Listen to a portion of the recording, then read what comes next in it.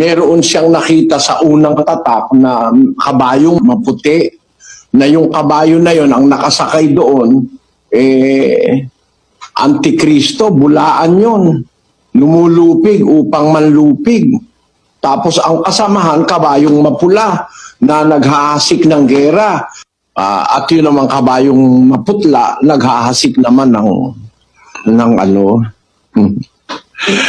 ng salot. Alam mo, kapatid na Josel, alam mo ba yung kulay ng kabayong maputla? Banggit niyo po nung isang pagkakatipo natin, kagaya ng suot ni Jesus noon, na medyo verde po, Bradelli, pero pale.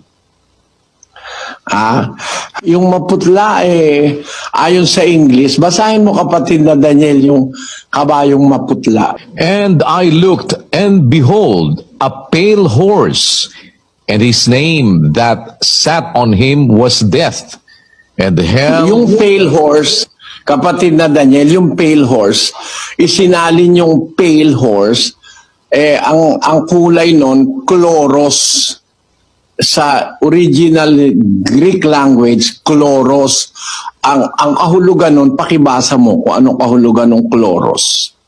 Chloros, from the same as Greek 55:14, greenish, that is verdant, dun-colored, green, pale.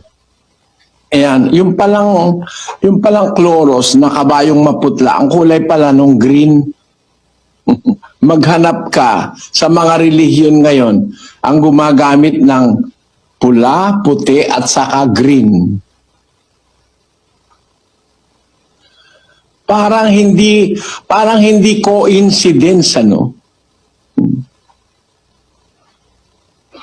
Pula, puti, green, puti. Pula, puti, green. Merong iglesia ngayon, 3 kulay Diba? Pula, green at saka puti. Yan. Hindi tayo tutol. Hindi tayo tutol.